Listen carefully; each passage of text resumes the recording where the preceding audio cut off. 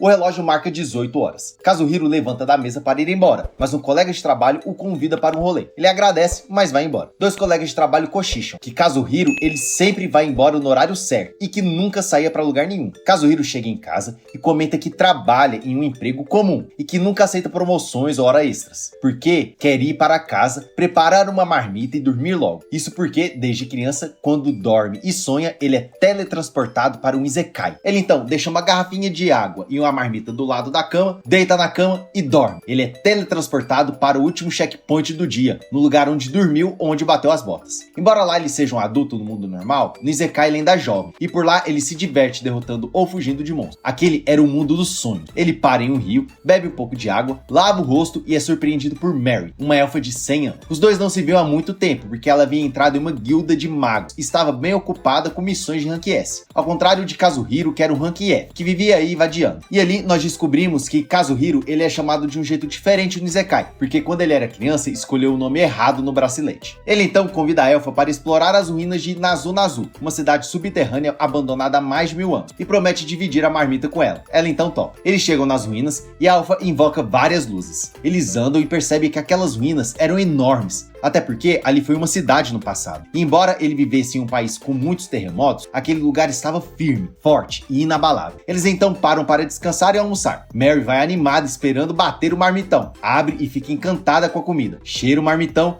e as lombrigas começam a gritar. Cada mordida é um espetáculo. Eles então começam a conversar sobre o país em que Kazuhiro morava, o Japão, e que esse país ficava bem longe daquele lugar. Depois de terminar no marmitão, eles voltam a explorar as ruínas. Os dois continuam a explorar e a elfa vê um animal logo ali. Kazuhiro vai em direção ao lagartão e o cumprimenta. Os dois eram amigos, conversam e Mary fica olhando sem entender nada, porque eles estavam falando a língua dos monstros. Kazuhiro volta e junto com a elfa voltam a explorar as ruínas. E o garoto avisa a elfa que ali havia um dragão que estava dormindo nas profundezas e que estava na época da desova, por isso eles tinham que ter muito cuidado. A elfa avisa que seria perigoso, mas Kazuhiro quer ver o dragão e os ovos. E eles chegam em um salão bem vazio e escuro, e a elfa lhe dá a visão noturna. Ele então vê que ali estava o dragão, imenso, um arquidragão, um dragão overpower. Eles falam alto demais. As grades são fechadas e o dragão acorda, se levanta e se prepara para lançar chamas nos amigos. Kazuhiro abraça a elfa e o dragão lança as chamas. Ele acorda do sonho, feliz, e percebe que tinha alguém do seu lado. Era Mary, a elfa. Ele cai da cama de susto e percebe que havia teletransportado a elfa. Ela acorda,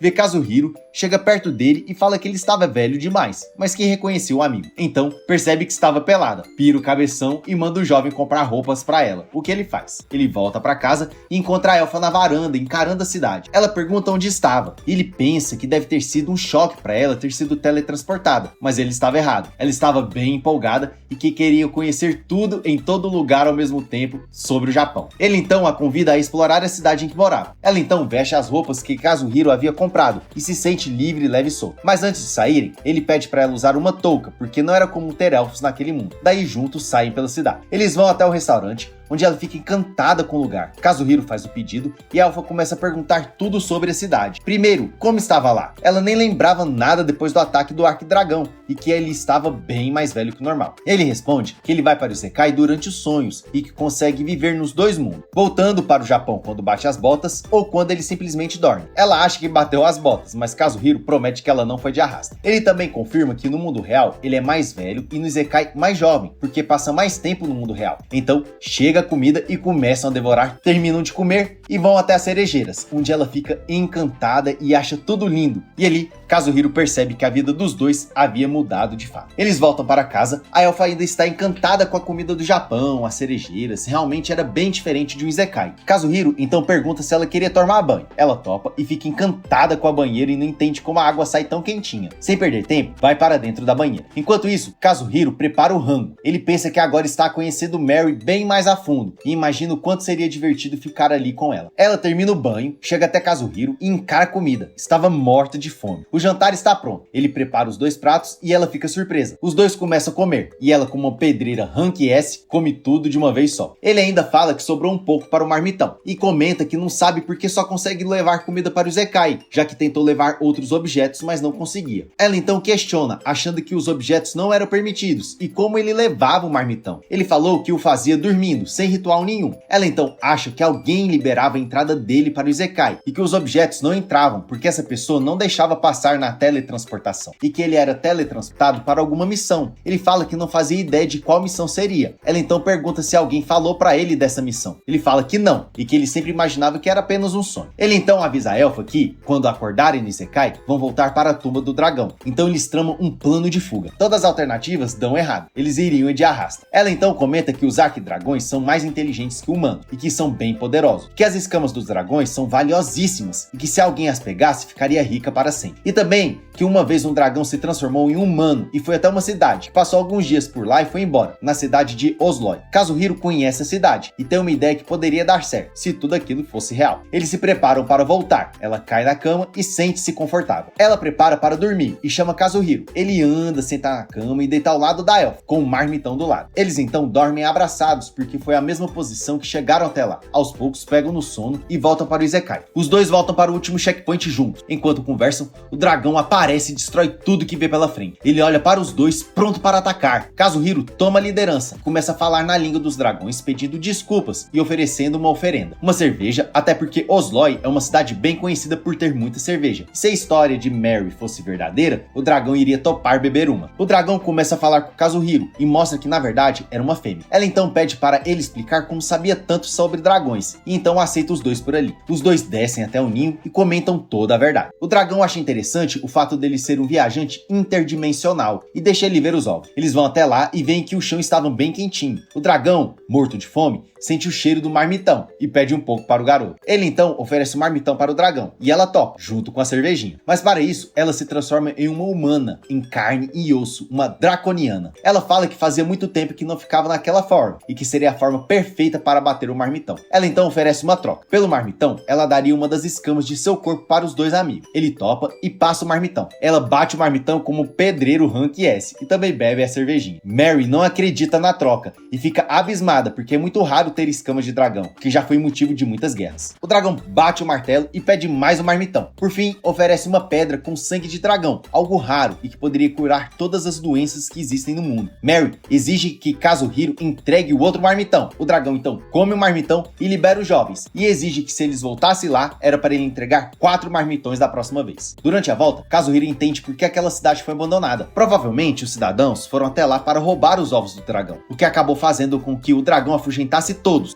expulsando todos da cidade. Mary guarda a pedra e promete que um dia entraria em uma taverna se achando por terem a pedra. Eles saem das ruínas e marcam de comer em alguma vila ali por perto, e também combinam de achar um lugar para dormir, para ele poder voltar para o Japão. Mas Mary surpreende e diz ao jovem que também queria voltar para o Japão. Feliz, eles topam e juntos combinam de voltar para o Japão. A vida dos dois e daquele mundo mudaria para sempre dali em diante. Kazuhiro volta do mercado e vê Mary na cama anotando algumas coisas enquanto assiste a TV. Logo, descobrimos que ela estava aprendendo a ler e escrever em japonês. Ele então começa a mexer nas sacolas do mercado e comenta com a jovem elfa que faria gyoza para o jantar, o que desperta as lombrigas de Mary. Enquanto cozinha, Mary começa a falar em japonês e impressiona o rapaz, até porque ela aprendeu vendo televisão e fazendo breves anotações. Ela está animada e comenta que aprenderia japonês em menos de 2 meses, já que agora viveria ali com Kazuhiro. O rapaz, para comemorar, oferece uma taça de champanhe para a elfa e pede para ela cheirar o aroma da bebida, mas ela se faz de confusa e dá uma cafungada no garoto, fica morto de vergonha. O jantar está servido e ela experimenta pela primeira vez gyoza e quase vai de arrasta, de tanta felicidade, o que deixa Kazuhiro solto.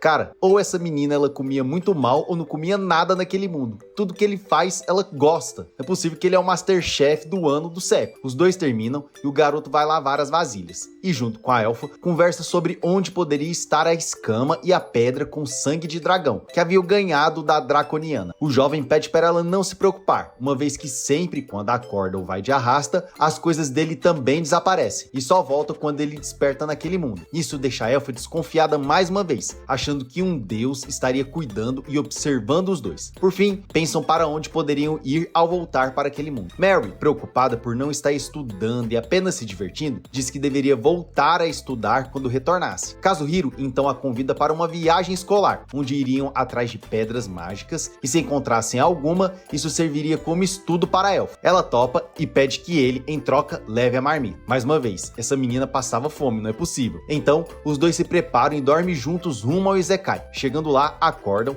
se levantam e seguem para as ruínas. Porém, as ruínas para onde queriam ir ficavam do outro lado do país, e a viagem demoraria semanas se fossem a pé ou de carruagem. Kazuhiro, com uma carta na manga, comenta que tinha um hack naquele mundo, e que, com ele, chegariam em poucos minutos. Juntos, vão para o mundo abaixo do Isekai. Aquele hack era usado por mercadores viajantes, e poucas pessoas naquele mundo tinham essa habilidade. Porém, só seria possível utilizar essa viagem em lugares que não fossem controlados por um poder maior, desde que os teletransportados não fossem pesados, respeitassem um prazo de 24 horas entre uma viagem e outra. Por fim, chegam ao destino, um deserto cheio de pirâmides, as ruínas do Pico de Uha. Aquele lugar estava inabitado porque, no passado, foi explorado por muitas criaturas, uma vez que era repleto de pedras mágicas. Porém, devido à alta exploração, as pedras desapareceram, deixando o local em ruínas. Acontece que Kazuhiro tem esperanças de encontrar pelo menos uma, nem que seja pequena, já que sentiu o poder das pedras mágicas ao passar por ali. Dentro das ruínas, encontram várias construções, até porque no passado, muitas pessoas moraram ali e desenvolveram uma cultura própria. Mary duvida que ainda haja pedras no local, mas Kazuhiro está confiante e a convida para passar algumas noites ali até encontrarem alguma, e ela topa. Contudo, o jovem fica desconfiado e sente que alguém os estava vigiando. Eles continuam andando e encontram um oásis, lugar perfeito para bater o marmitão. Sem perder tempo, param para o clássico horário de almoço do CLT com a marmita de sorvete. Enquanto almoçam, Mary pede para ver o status de Kazuhiro, e os dois mostram um para o outro. O status de Kazuhiro era quase um nível alto, tipo Rank S. Já o da Elfa não era nem tão alto assim, mas compensava pela inteligência e memória. O almoço termina e eles seguem até a missão. Porém, Kazuhiro estava certo. Por lá viviam alguns golpistas que mantinham uma criança como refém. Eles estavam tramando um plano para fazer a Elfa e o garoto irem de arrasta, o que deixa Kazuhiro bem apreensivo. Do outro lado, Kazuhiro e a Elfa vão até o oásis e conversam sobre a diferença entre magia espiritual e normal. Mary explica que a magia espiritual é feita por espíritos emprestados e invoca uma salamandra, concedendo-lhe magia e transformando-a em um verdadeiro Charmander. Agora, a salamandra serviria como uma arma para ela. Kazuhiro pira o cabeção, mas a conversa é interrompida por um sapão que aparece por ali. Kazuhiro entra no modo ninja e consegue derrotá-lo. Essa criatura se chamava Koopa. Se um já não fosse o suficiente, vários outros chegam, iniciando uma batalha. Os golpistas observam o garoto lá de cima e ficam admirados com o poder do menino. Então, o líder deles aparece, vê escama de dragão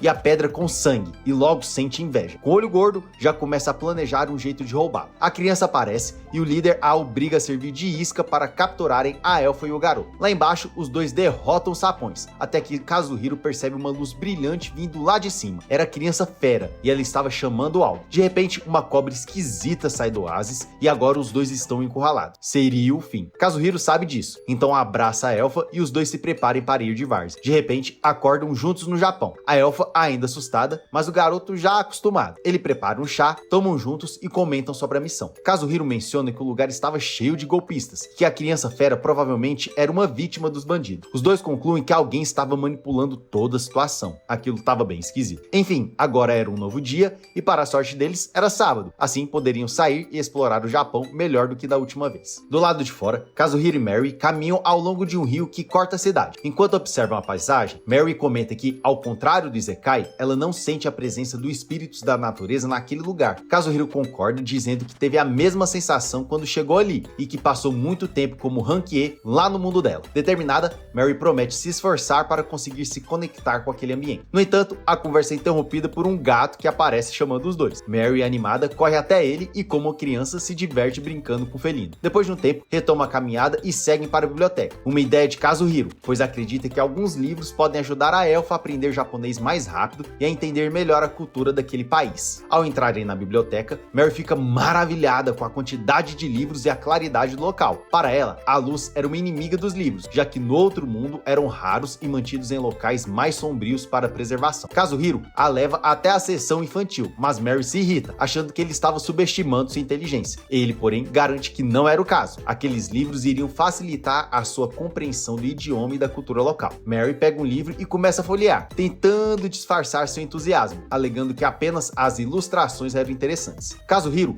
oferece aquele livro para que ela leve para casa e estude. Então, decidem ir até o balcão para alugar o livro. Kazuhiro vai até lá e reconhece a bibliotecária, Ichigo, uma antiga amiga. Ao notar Mary, Ichigo questiona quem ela era. Para evitar explicações desconfortáveis, Kazuhiro diz que era sua prima que havia acabado de chegar de outro país até o Japão. Mary, sem entender nada do que eles estavam falando, observa enquanto Kazuhiro traduz para ela. Quando Ichigo pergunta o nome da elfa, ele a ensina a cumprimentá-la em japonês. Mary repete as palavras e Ichigo fica encantada com a fofura da elfa. Suspeitando que Kazuhiro estivesse interessado na menina, Ichigo provoca o amigo, que rapidamente nega, afirmando que eram apenas bons amigos. Isso deixa Ichigo satisfeita, pois percebe que ele respeita Mary. Ao final da conversa, Ichigo menciona que também mora no mesmo prédio que Kazuhiro e sugere que os três saiam juntos algum dia. Mary aceita a ideia. Com o livro em mãos, eles retornam ao apartamento. Lá, Kazuhiro prepara algo para comerem, enquanto Mary examina um CD que veio com o livro. Frustrada por não conseguir ver imagens nele, ela pede ajuda. Kazuhiro insere o CD em um aparelho de DVD e a elfa fica fascinada ao ver imagens em movimento na tela, acreditando que aquilo era algo mágico. Para tornar a experiência ainda melhor, Kazuhiro decide criar um clima de cinema, fechando as cortinas e apagando as luzes. Mary gosta da ideia. Durante o filme, uma pequena cabana chama sua atenção e Kazuhiro promete levá-la a um lugar parecido, pois seu avô morava em uma cabana igual àquela. Conforme o filme avança, ele explica cada cena para a elfa e os dois passam um tempo juntos. No final do filme, Mary cai sobre Kazuhiro e o agradece pelo momento. O garoto sente um clima surgir, mas logo percebe que era pura ilusão, pois ela apenas pede para assistir ao filme de novo. Com vergonha, ele se afasta e vai preparar o jantar enquanto a elfa toma banho. De repente, um leve terremoto ocorre. Kazuhiro se preocupa, mas logo tudo se acalma. No entanto, Mary sai correndo do banheiro, completamente nua, e se agarra ao garoto apavorado. Ele entra em pânico, tentando evitar olhar, enquanto ela percebe a situação e corre de volta para o banheiro morrendo de vergonha. Mais tarde, Mary sai do banheiro, pede desculpas e juntos começam a jantar. Ao provar o curry preparado por Kazuhiro, mais uma vez ela se impressiona com as habilidades culinárias do garoto. É o que eu tô falando, eu acho que ele é Masterchef ou a menina passava fome, não é possível. Enquanto comem, discutem uma maneira de voltar ao Isekai e escapar do deserto, que era extremamente perigoso. Como o teletransporte estava disponível novamente, decidem utilizá-lo. No entanto, se preocupam com a criança fera que estava sendo vítima dos golpistas. Mary lembra que essa criança tinha habilidades especiais com pedras mágicas